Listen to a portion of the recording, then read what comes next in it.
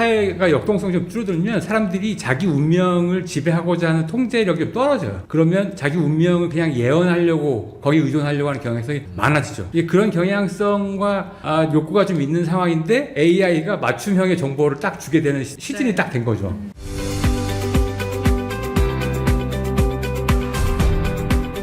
요즘에 AI가 진짜 많이 일상생활에 스며들었잖아요. 그러면서 항상 많은 사람들이 생각하는 게 과연 AI가 인간의 능력을 좀 억제시키는 건지 아니면 확장시키는 건지 이런 부분에 대해서 좀 논란이 많은데 오늘 윤덕환 저자님과 함께 이 부분에 대해서 이야기 나눠보도록 하겠습니다. 저자님 안녕하세요. 네, 안녕하세요. 안녕하세요. 네. 이번에 이 책 쓴 윤덕환이라고 합니다. 네.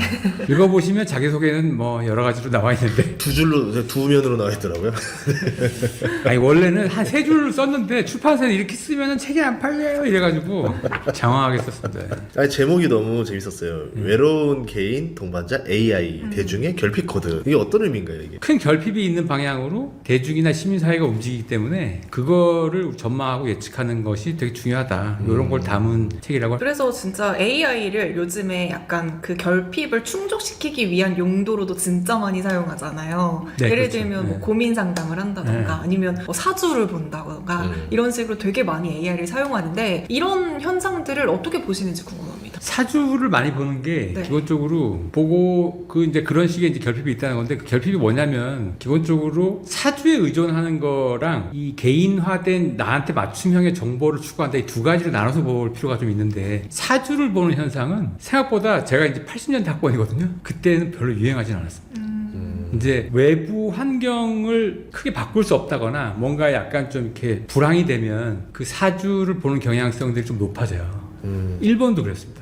예를 들면은 이게 이제 다른 뭐 다큐멘터리나 이런 거 보면은 지금 이제 뭐 유행하는 사이비 종교나 이런 기원이 80년대 군사정부 때 시작했다는 게 많잖아요. 그것처럼 일본도 92년도 버블이 딱 깨진 다음에 대표님 기억하시겠지만 그 94년도에 살인가스라고 오음진리교 사건이 있었죠. 예. 그때 그 오음진리교를 추적하고 한 여러 가지 문헌들을 보면은 90년대 그 오음진리교의 골수 멤버들이 뭐 교수, 의사, 뭐 변호사 이런 사람들이었어요. 지식인들도 그런 식의 이제 거기 빠져드는 거 보면은 외부가 이제 불황이고 사회가 역동성이 좀 줄어들면 사람들이 자기 운명을 지배하고자 하는 통제력이 좀 떨어져요. 그러면 자기 운명을 그냥 예언하려고 거기 의존하려고 하는 경향성이 많아지죠. 그런 경향성과 욕구가 좀 있는 상황인데 AI가 맞춤형의 정보를 딱 주게 되는 시즌이 네. 딱 된 거죠. 그러니까 그런 욕구들이 아마 발현되는 되게 좋은 시기라고 사람들이 생각하고 있는 것 같습니다. 예. 근데 이거를 되게 요즘에 마음이 힘들 때 우리가 예전에는 신점 보러 되게 많이 갔었잖아요. 그러니까 신점보다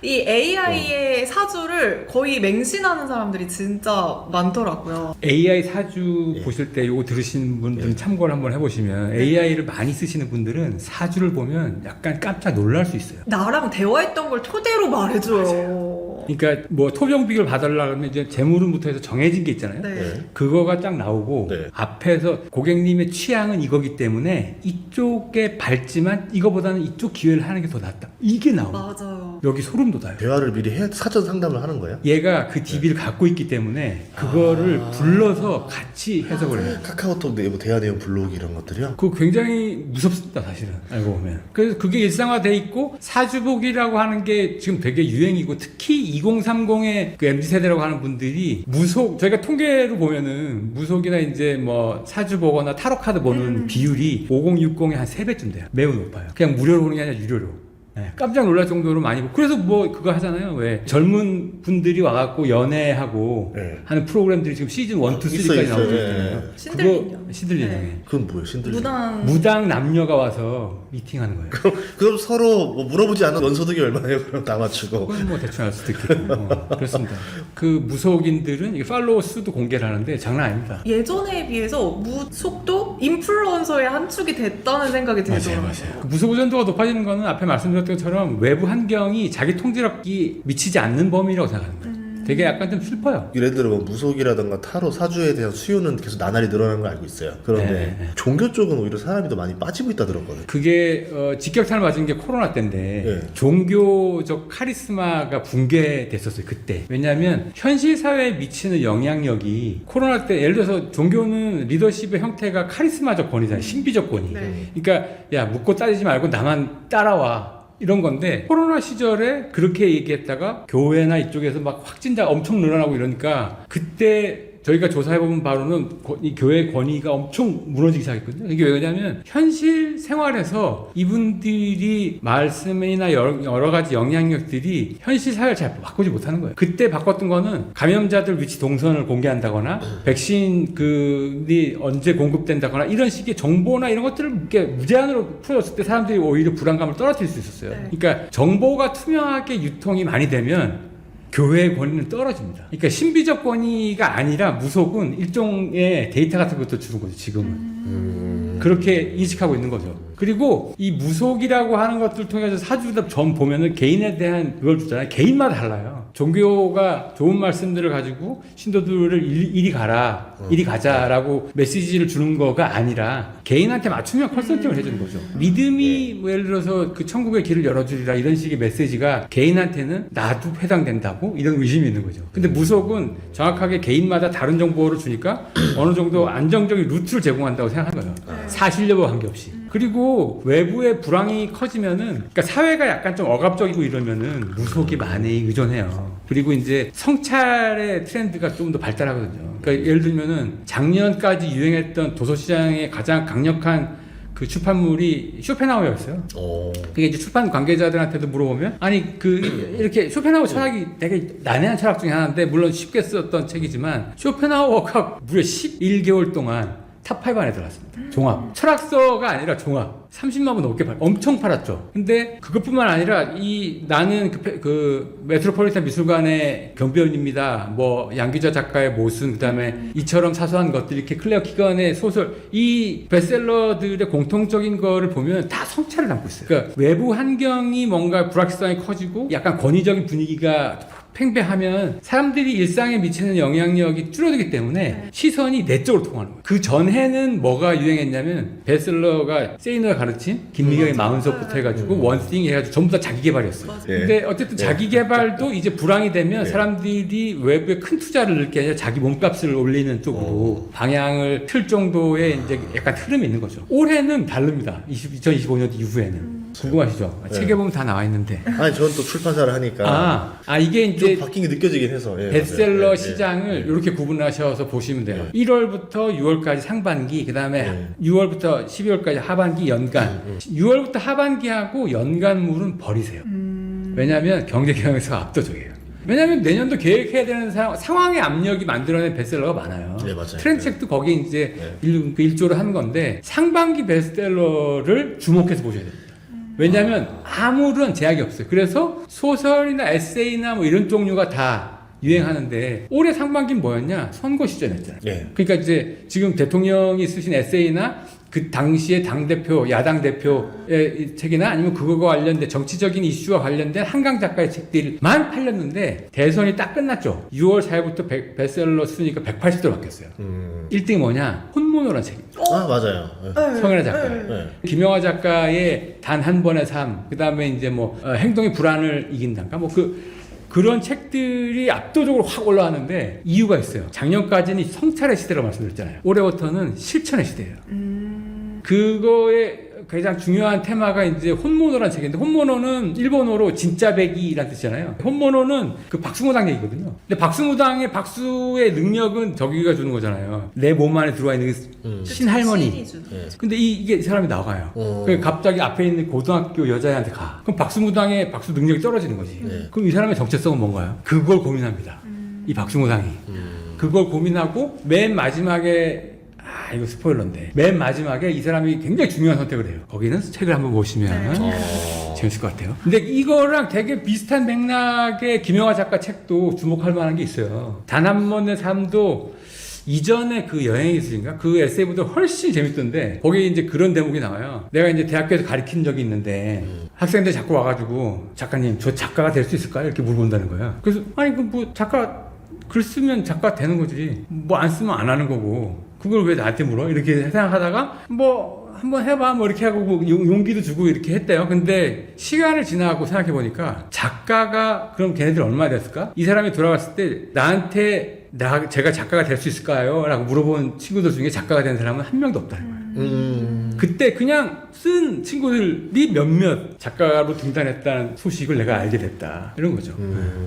지금은 사람들이 이제 뭔가 실천을 통해 가지고 현실에 개입해야 된다고 느끼는 거예요. 이게 그 AI한테도 물어보잖아요. 네. 이렇게 하려면 어떻게 해야 돼? 네. 그러니까 옛날에는 방법을 몰랐었다면 네. 지금은 그래도 AI를 활용해서 뭐 유튜버가 되려면 어떻게 해야 돼? 이거 물어보면 다 나오니까. 네. 그럼 이런 과정들이 AI를 통해서 우리의 실천력을 더 높여줄 수가 있는 걸까요? 그쵸.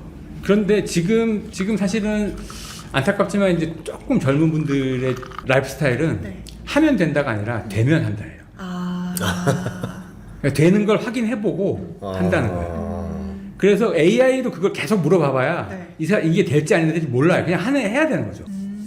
그 갑자기 생각나는 사람 중에 하나가 그 난다 도모코라고 하는 일본의 CEO DNA라고 하는 그 회사 창업자고 포브스에서 선정한 세계 47위 부자 10여 년 전에 한 6천억 넘게 가져야 됐으니까 그냥 이 양반이 일본의 프로야구단 구단주도 이기도 해요. 근데 이분이 맥킨지 컨설턴트 출신이거든요. 예. 맥킨지 컨설턴트인데 사업을 하면서 그 하버드 나오고 MBA 하고 이제 엄청난 고학 스펙의 맥킨지 파트너였는데 하나 쓸데없다고 얘기해요. 되게 중요한 얘기합니다. 올바른 결정을 하게 도와주는 게 컨설턴트인데 네. 올바른 결정을 하는 것보다 사업할 때 필요한 건 결정한 걸 올바르게 만드는 게 훨씬 중요하다. 약간 지금은 그 트렌드인 거예요. 네. 그러니까 AI를 지식적으로 얼마나 이게 제스파크는 뭘 잘하고 이게 뭐 클로드는 글을 잘 쓰고 챗GPT보다는 데이터는 뭐 퍼플렉스 잘 주고 이런 식의 평가가 중요한 게 아니라 쓰는 거예요. 이 팝업창이 딱 뜨잖아요. 그 AI 인공지능이 그때 뭘 물어볼 거냐 이거를 결정하는 마인드셋, 뭘 하고 싶은지를 정교화하는 능력 이게 훨씬 더 중요한 거죠. 지금은 거기에 뭐가 올라 어제 뭐가 올랐어 이런 건 물어보지 않을 거 아니에요. 맞아요. 네. 그래서 요즘에는 뭐 프롬프터를 잘 작성하는 방법에 대한 책들도 되게 엄청 많이 많이 나오고 나오죠. 있잖아요. 어떻게 해야지 잘 쓸 수 있는 거예요? 저한테도 그런 얘기 저도 많이 들었는데 네. 질문을 잘해야 된다. 맞아요. 아니 저는 그보다 좀 더 앞선 게 필요하다고 생각해요. 뭘 질문할지를 궁금해야 된다. 네. 장강명 작가가 쓴 그 책이 있어요. AI가 이미 들어와서 10년이 넘은 영역이 있잖아요. 요 유튜브가 이제 오픈이 되면 내년 3월이면 알파고가 이긴 지 10년 됐잖아요. 네. 바둑계가 어떻게 됐는지를 이 양반이 추적해갖고 인터뷰 기원에 있는 그 프로 바둑 기사들 인터뷰해갖고 낸 책이 그 먼저 온 미래라는 책인데 거기 굉장히 중요한 내용들이 많이 있습니다. 사람들이 질문을 많이 한다는 거예요. 근데 그게 하나도 중요하지 않다. 그냥 뭘 하고 싶은지를 떠올리는 게 더 중요하다는 거예요. 질문이 아니라. 네. 그게 훨씬 중요합니다. 생각보다 이 검색창이 딱 떠 있으면 뭐 물어보지? 이거 맞아요. 고민이 더 커요. 그렇죠. 네. 그럼 다시 저희 다시 질문으로. 질문으로 네. 돌아와서 어쨌든 요즘 챗 GPT로 뭐 사주도 보고 막 미래를 알고 싶어 하는데 그러니까 왜 사람들을 그러니까 주식도 마찬가지잖아요. 그렇죠, 미래에 그렇죠. 뭐 오를 건지 부동산도 어디가 부동산이 오를 건지 그러니까 왜 이렇게 미래를 예측하고 싶어 하는 걸까요? 그러니까 그게 이제 많은 그 주식 투자도 마찬가지고 뭐 예언이나 이런 걸 다루는 책들은 예언 그거 안 되는 거야 뭐 이렇게 얘기를 하는데 왜 뇌는 끊임없이 예언을 요구하잖아요. 뇌가 생겨먹은 게 그렇게 생겨먹어서 그러니까 뇌가 예측의 본능 같은 것들을 타고났는데 이게 이제 생존 본능과 관계가 있습니다. 예를 들면 저기 숲풀에서 부시럭거리는데 저게 지금 날 잡아먹을 건지 아니면 내가 잡아먹을 수 있는 대상인지 먼저 판단을 하잖아요. 나오기 전에.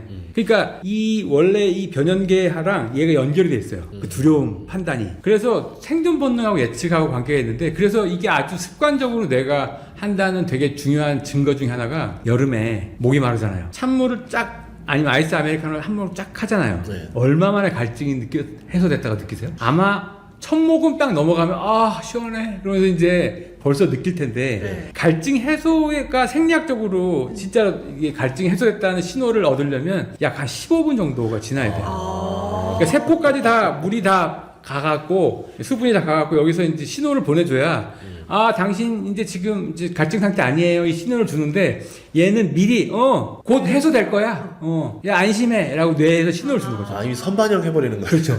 뇌는 거의 본능적으로 예측을 요구하게 돼 있어요. 몸에서. 그러니까 이제 우리는 끊임없이 그 예측 시장이라는 게 존재하는 게 그런 욕구에 기반한 시장이죠. 그리고 AI는 알고리즘인 거잖아요. 데이터로 예측하는 거잖아요. 그렇죠. 그게 얼마나 잘 맞아요? 그건 모르겠는데 AI가 뇌가 이제 예측하는 거랑 되게 비슷한 프로세스를 가지고 있어요.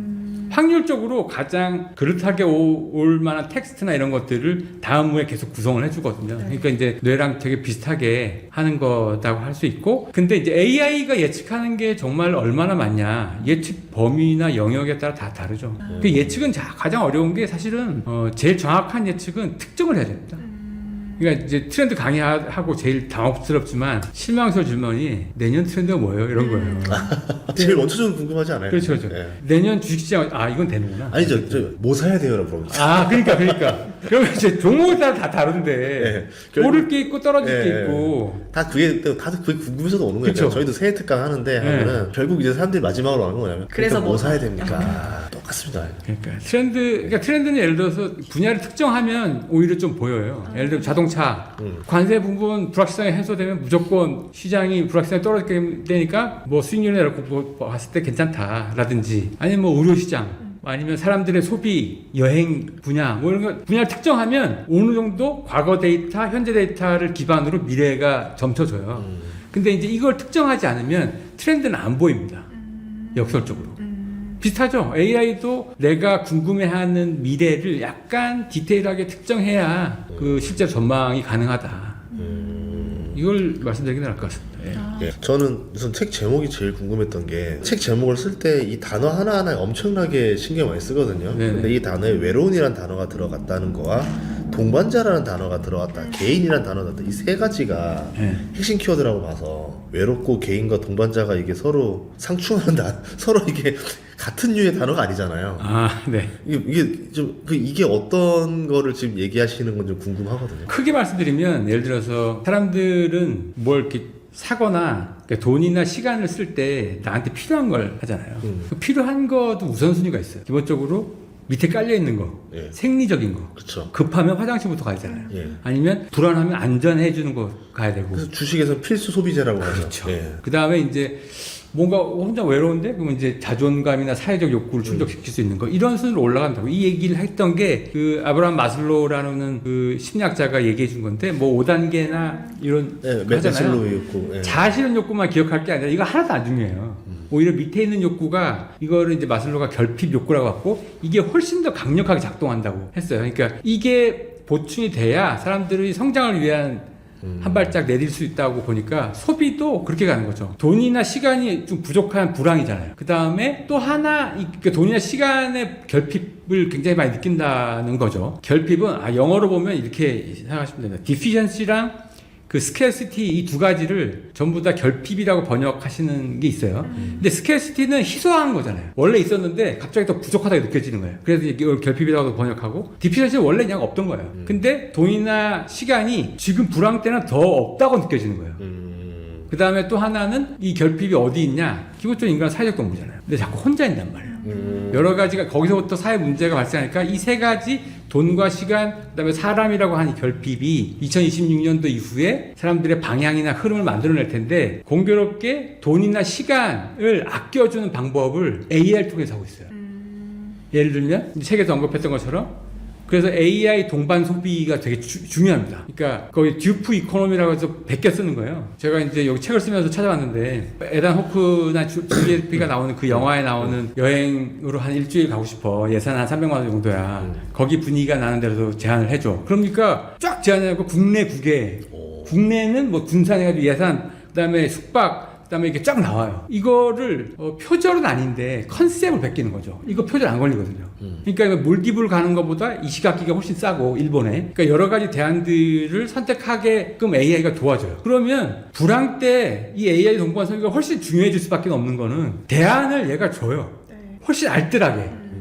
그렇게 아껴줄 수 있는 스마트한 소비가 가능하니까 무조건 아껴야 된다는 스트레스에서 좀 가벼워지죠.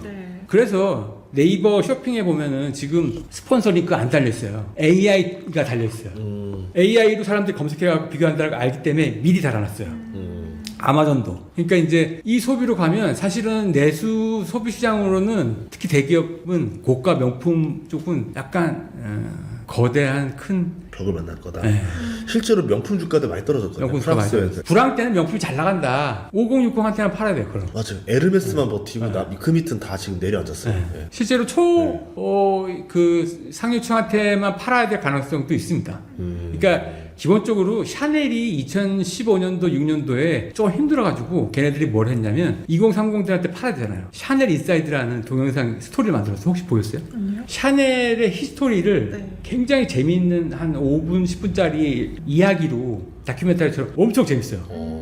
거기에 몇 억부 찍었어요. 2030에서 샤넬이 이런 브랜드였어? 너무 재밌는데? 그때 샤넬이 조금 올라갔습니다. 아, 젊은 층을 좀 유입시키려고. 2010년대 중반에도 불황이 있었잖아요. 그때 예, 그 대표님 있었죠. 책 예. 냈을 때 예. 그 돈. 예. 그때 안 팔렸는데 불황 때였는데 그때 샤넬이 좀 올라갔어요. 이게 명품 시장은 원래 대중적 커뮤니케이션을 잘 안 해요. 이 상품의 특성상. 그쵸. 여러분 요거 기억하셔야 되는데 희소한 걸 찾잖아요. 주식도 희소할 때 싸잖아요. 근데 희소하기만 하면 가격이 안 올라요. 대중성과 희소성 같이 있어야 돼요. 근데 희소하기만 한데 샤넬이 그때 계속 희소한 거죠. 이게 결국은 2030들한테 많이 알려져 있는 것 중에서 희소하지 않으면 오르지 않은 거예요. 주식도 똑같은 거죠. 그렇죠. 희소할 때 잘 고르면 얘가 대중적인 물을 탈 때 쫙 올라가는 거 똑같아요. 지금은 그래서 이 듀프 이코노미 시대 AI 동반 소비가 일상화되면 여러 가지로 가격 합리화라는 이유 때문에 저가가 평준화될 수 있어요. 네. 되게 무섭습니다, 사실은 내수시장 쪽에서는. 그럼 가성비 시장으로 바뀐다는 거고 이제 가격적인 요소로는 승부를 보기가 어려워진다는 거잖아요. 회사 그렇죠, 입장에서. 그렇죠. 그럼 차별점을 둬야 회사가 먹고 살 거 아니에요. 그러니까 이제 컬처 상품만 조금 더 뜨는 거고, 그러니까 이 AI 동반 소비라고 하는 어마어마한 핵폭탄이 일상화되면 지금 차도 중고차 시장만 엄청 잘 되잖아요.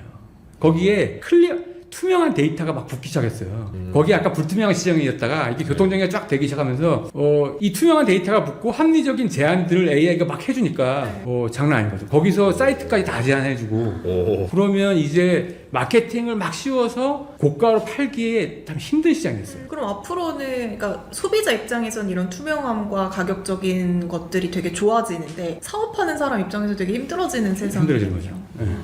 그러면 문화를 팔아야 된다. 스토리를 팔아야 된다. 네. 캐대언 저기만 붙은 라면이 조금 더 비싸잖아요. 농심이. 걔만 팔려요.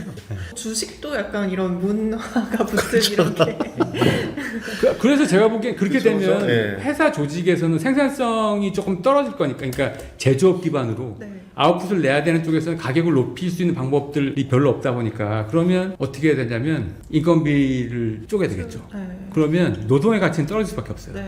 그래서 AI도 그러잖아요. 이제 AI 때문에 미국에서는 정말 노동 해고가 일어나기 시작했다. 그렇죠, 그렇죠. 그리고 지금은 생성형 AI 뿐일 뿐인데 좀 있으면 피지컬 AI가 뭐 자율주행이라던가 이제 공장에 뭐 로봇, 휴머노이드 로봇까지 등장하기 시작하면은 블루 칼라까지 해고가 일상이 될 수도 있는데 그렇게 됐을 때 이제 AI로 인해서 사람들이 돈을 못 버는 사회, 그다음에 기본소득까지 줘야 될 수도 있다. 그러니까 인간이라는 사람들이 예전에는 어떻게 해서든 노동이라는 거를 종류를 바꿨지 하긴 했었는데 이제는 노동에서 빠지세요가 돼버렸잖아요. 그렇죠. 네. 그게 이제 최근에는 그레이트 플래트닝이라는 얘기를 좀 했는데 그건 뭐 제가 쓴 말은 아니고 포브스에 나온 말입니다. 거대한 평평한 올해 2025년 3월달부터 6월달까지 HP, 마이크로소프트, 그다음에 이제 메타 이런 데서 막 몇천 명씩 잘랐잖아요. 예. 주로 중간 관리자. 네. 그걸 이제 그레이트 플래팅이라고 했는데 그래서 중간 관리자를 뛰어넘고 AI가 뭐 알고리즘으로 그 조직의 효율화하고 평가 시스템도 다 넣고 최고 의사결정권자와 실무자들만 있으면 되는 이 조직이 이상적인 형태로 올해 초까지 제안을 했어요. 2025년 초까지. 그래서 막 중간 관리자를 잘리기 시작했는데 아주 최근에 연구가 있습니다. 11월 달에 그 글로벌 리서치 회사가 하나 발표한 게 있는데 11월 초에 발표했어요. 근데 거기 보니까 잘랐잖아요. 중간 관리자 많이 잘랐거든요. 그러니까 그거 뭐 인건비를 줄여야 되는 상황이니까 기업에서 이제 뭔가 이 총알을 좀 가지고 있으려면 그 고정비를 줄여야 되니까 그 이슈가 있는데 55%가 거기 조사 대상에 글로벌 다 조사했는데 후회한다고. 자른 거를. 네. 근데 그 이유가 기본적으로 직원들 중간 관리자 역할을 완전히 너무 폄하했던 거죠. 중간 관리자가 잘리면 어떤 일이 생기냐. 그러니까 실무자들이 해가지고 막 결정을 해야 되나. 그래서 지금 이제 회사 방향도 해야 되고 프로젝트 방향이나 이제 컨펌도 해야 되고 하는 건데 이거 전부 다 CEO 단, CF나 이제 임원 전략기획을 담당해야 되는 임원 단에 올라가는 거예요. 이 사람들이 큰 그림을 그릴 시간이 없습니다. 그 실무 처리하느라고. 그러니까 중간에서 옳고 그른 방향을 정리해주는 사람이 없는 거죠. 그게 하나가 있고 또 하나는 이 중간 관리자가 없으면 이 일이 어떻게 되냐, 이 일이나 평가가 어떻게 되냐, 다 AI 알고리즘이 하거든요. 그러면 동기부여에 큰 문제가 생겨요. 예를 들어서 제가 이제 실무진이라고 치면 열심히 해도 누가 와서 오늘 밤샜어? 이런 말 한마디 정서적인 보상이 전혀 없는 거죠. 요걸 연구를 했어요. 하버드 비즈니스 리뷰에서 5월 달에 이제 그걸 가지고 연구를 한 그 논문이 나왔는데 생산성 향상은 확실해요. 여러 군데에서 개인이. 근데 동기부여의 지속성이 다 떨어졌어요. 네. 조직 안에서 커뮤니케이션 할 때 생각보다 많은 부분이 정서적인 피드백입니다. 이게 빵꾸가 나는 거죠. 그러면 이 사람들 빨리 그만둬요. 번아웃도 빨리 오고. 그래서 요거 다시 한번 재고를 해야 된다는 얘기들이 최근에 나오고 있는데 이것도 벌써 1년 안에 너무 빠른 이 의사결정이나 구조가 막 움직이는 거죠. 트렌드 전망하는 사람들은 너무 힘들게 했어요. 아마 다음 달이면 또 다른 얘기가 나올 수도 있어요. 근데 확실한 거는 AI 알고리즘은 개인의 생산성은 높여주지만 네. 조직 내에서 정서적 피드백은 제로로 만든다. 이거는 조금 조직이 지속 가능성에서는 좀 치명적이죠. 그럼 더 외로운 개인이 될 수밖에 외로운 없네요. 개인이 될 수밖에 없죠.